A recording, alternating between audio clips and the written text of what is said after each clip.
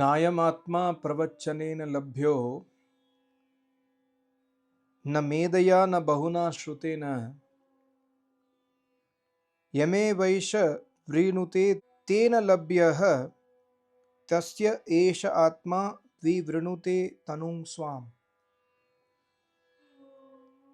This is a very, very beautiful shloka from Kathopanishad, where Amacharya is speaking about who can attain the Almighty God. And this shloka appears to be against the normal understanding of us, where Amacharya is rejecting three important things. He is rejecting number one, pravachan, number two, Meda, Buddhi, number three is Shrutena. Shruti means listening the knowledge from Acharyas. So he says, Na ayam Atma. Atma has got many meanings in the Vedic Dharma. Atma means Jivatma sometimes. Atma means Paramatma sometimes. Atma also means body sometimes.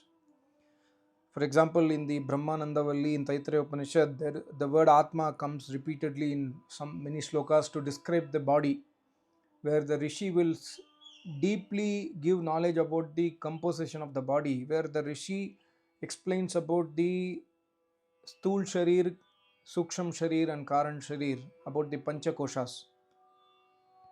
That means Panchakoshas means the Sthul Sharir which is visible here, and inside the Sthul body there are other Sharirs which is called as Pranamaya Kosh, Manomaya Kosh, Vijnanamaya Kosh, Anandamaya Kosh, etc. In that shlokas also the Rishi would have used the word Atma, which is describing the Sharir, not the Jivatma Paramatma. So we must try to understand, based on the subject of the shloka, we must try to interpret the word Atma. So here the word Atma is about Paramatma. The Rishi says, Na ayam Atma. Ayam Atma means I am this. Na this, not this. This Paramatma cannot be obtained by pravachanena labhyo. Cannot be obtained by pravachans. You cannot realize Almighty God by pravachans. You cannot realize Almighty God by medaya, meda buddhi. Meda means dharanavati buddhi. Dharana is one of the steps in Ashtanga Yoga. Dharana is a very high stage where you are able to focus inside your body. You are able to fix the mind in one portion. The chitta is able to be concentrated in any portion of the body, and in that portion you actually forget everything and then you just focus on Almighty God, like focus on the forehead or focus on the heart, etc. Dharana. So even attaining dharana buddhi, meda buddhi, you cannot attain Almighty God, Rishi says. And further, bahuna shrutena, even by listening pravachans, even by listening Vedas from Acharya or Brahma Vidya from Acharyas, you cannot attain Almighty God. Seems to be contradictory to what we have listened, but this is not contradictory. We must understand the in-depth essence of each and every shloka.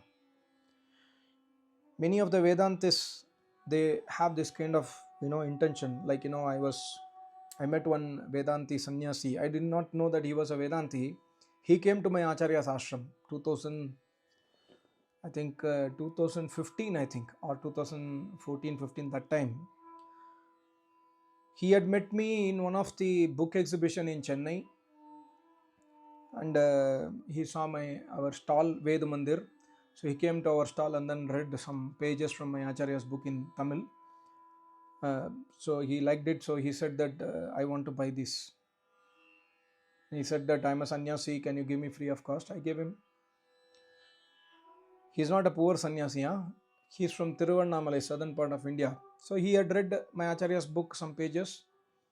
Then he called me one day and said that your Acharya is a great person, like this. He told many things. Okay, I said thank you Swamiji. And suddenly he called me one day from Jammu Kashmir. He said that I'm here in Jammu for one temple inauguration of Om Swami or somebody.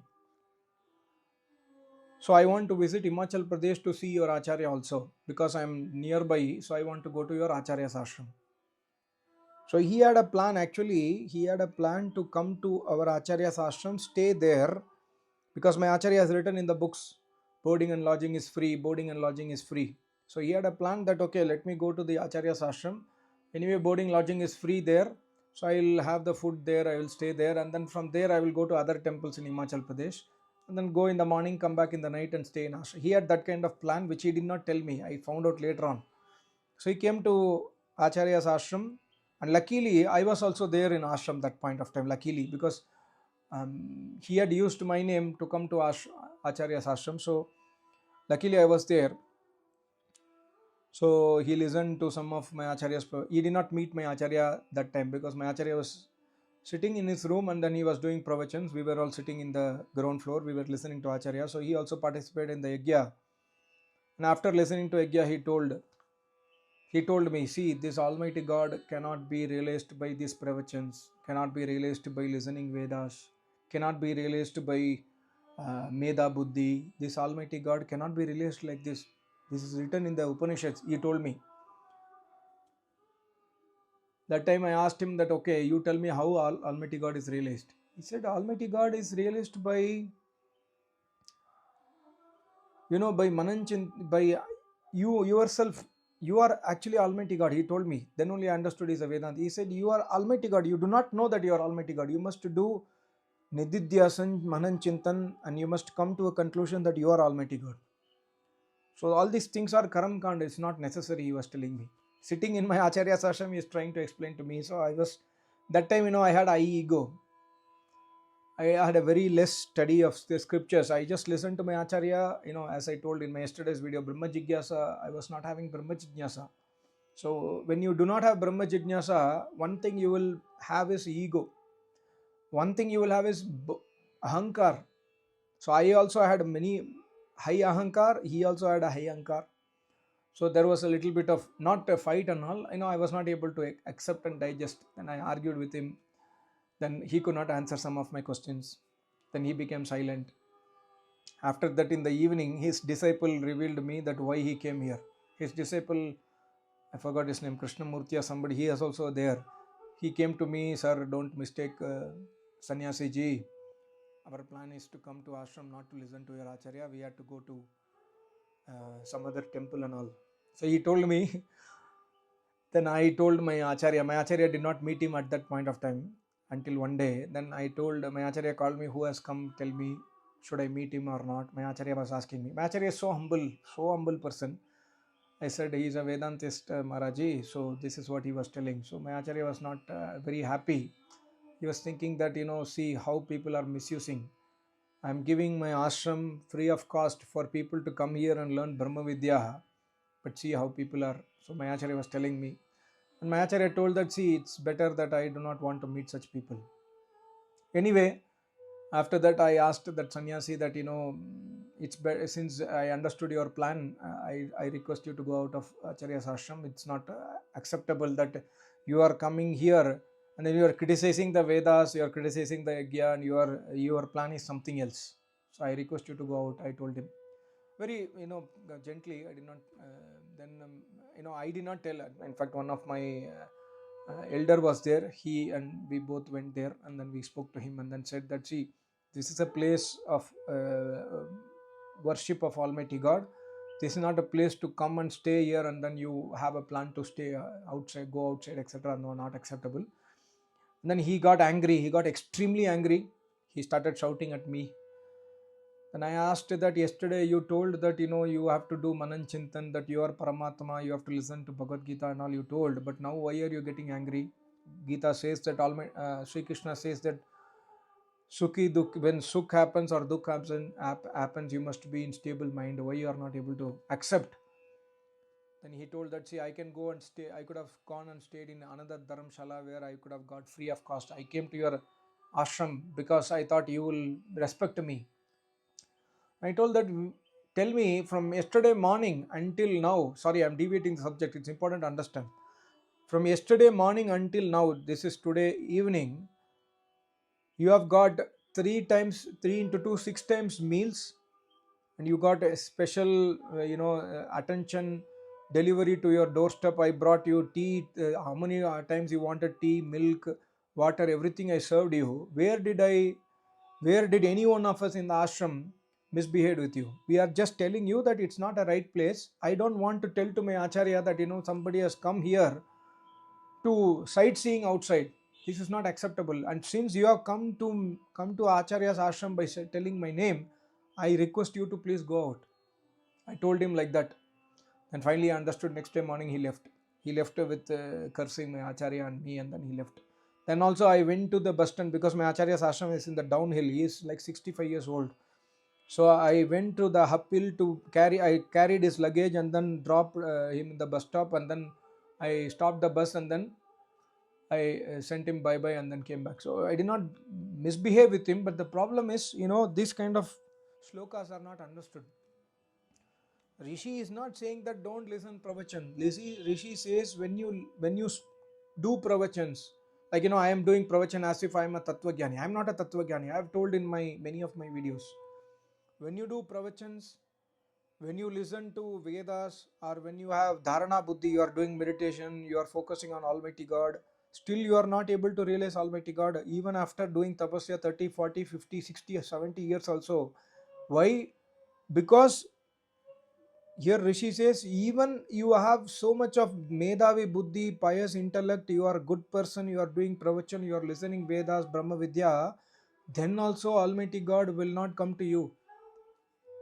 That does not mean that don't do these things. Rishi is telling one thing extra is needed. What is that needed? That is the secret or main subject of this shloka. So never ever read any shloka without understanding and try to challenge the basics of Vedas. That too, especially Upanishads. Upanishads are subordinate, or Upanishads are not Swata Praman. Swata Praman is only Vedas. Upanishads are Paratha Praman. If Vedas and Upanishads something is not tallying, everything will tally, but to our understanding something is not tallying, then just go by Vedas. Don't go to Upanishad or Gita. If something is not tallying, it will definitely tally. There is an inner meaning. Like here also, it tallies. The next line says, Yame Vaisha Vrinute Tenu Labhyah Esha Atma Vivrinute Tanung Swam. Only that person will be able to realize Almighty God. Vrinute means apna leta hai. If Almighty God seeing your tapasya, seeing your, like you are doing pravachans, you are doing tapasya, you are listening to the Vedas, you are serving your acharya, seeing your pious intellect, seeing your pious tapasya, Almighty God will decide that whether to reveal himself to you or not. That's what Rishi says. This does not mean that Almighty God will do partiality. Almighty God is the most impartial vastu, ever supreme judge. So even after doing several years of tapasya, we are unable to realize the light of Almighty God. We are unable to realize the Vedas of Almighty God in Samadhi. Do not get discouraged. This is what Rishi says, that we vrinute ten labhyah. Only he can realize. Labhya means prapt karna. Only he can realize Almighty God, one who is accepted by Almighty God. Almighty God says that, okay, now is the time for him to attain the final Samadhi. Now I am going to show myself to that person. Like my Acharya attained Samadhi 19th March 1979 at around 9 a.m. or something, my Acharya used to tell. That was the exact moment where Almighty God decided that yes, now I have to make Swami Ram Swarup Ji to realize who am I. This is the realization time which Almighty God decides and then opens up the secrets inside the yogi. So based on seeing the tapasya, see my Acharya did tapasya all along the life. My Acharya says that I did not do tapasya in this life. I have been doing tapasya for thousands of years in my previous janmas. So my Acharya has been doing thousands of years of tapasya, and then have done so many pravachans, not only in this life, in the previous life, after studying Vedas and listening Vedas, doing Veda Adhyan, getting up at 2 o'clock or 3 o'clock, tapasya for thousands of years. Then also Almighty God did not come. He came, he manifested inside the yogi in this janma. So Almighty God will decide when is the right moment to make him realize who am I. Who is that Paramatma is decided by Paramatma, not by you. But for For Almighty God to decide that moment, we must listen Vedas, we must listen to pravachans, we must do pravachan and Veda prachar, we must do dharana, we must do meditation, we must do name jap, we must practice brahmacharya, we must control our senses. Everything is important, everything is 100% important, but the moment is decided by Paramatma, not by Jivatma. Jivatma cannot say that, oh God, my tapasya is done, you have to come. Jivatma cannot decide. It is decided by Paramatma. See the secret. Unbelievable secret. So without understanding the essence of this kind of shlokas, we must not misunderstand the Vedic Dharma. That guy, I'm saying guy, sorry for that, but that sannyasi, as per me, he is not a sannyasi.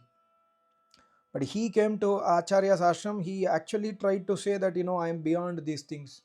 My level is beyond these things.